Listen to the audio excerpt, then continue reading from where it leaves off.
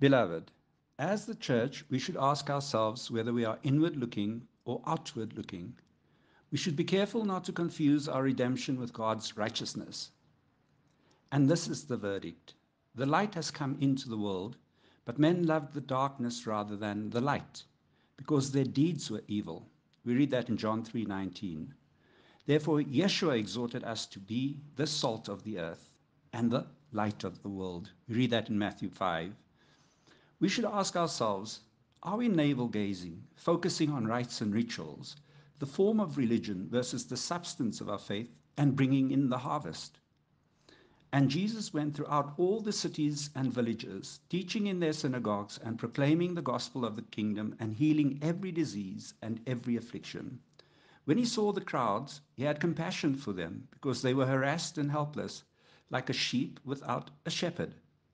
Then he said to his disciples, the harvest is plentiful, but the laborers are few. Therefore pray earnestly to the Lord of the harvest to send out laborers into this harvest. We read that in Matthew 9:35 to 38. Importantly, Scripture never refers to Yeshua deciding where to put up a church building in order to teach, to proclaim the gospel, to heal, and to have compassion.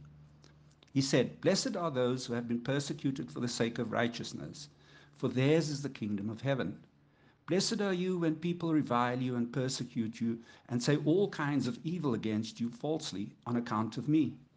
Rejoice and be glad, for your reward in heaven is great.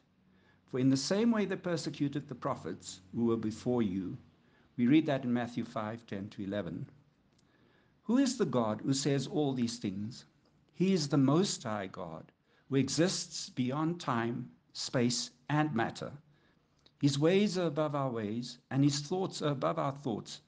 He declares that he knows the number of hair on each of our heads, that whilst we were in our mother's womb, he knit us together. He declares that he knows each of us even before the foundation of the earth was laid.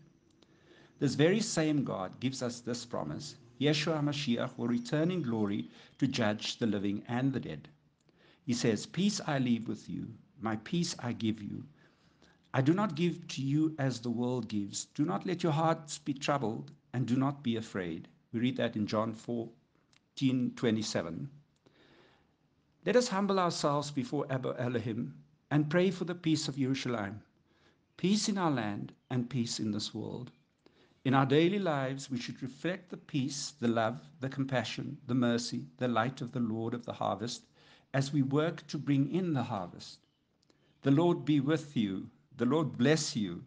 Stay blessed as you act justly, love mercy, and walk humbly before God. Shabbat Shalom.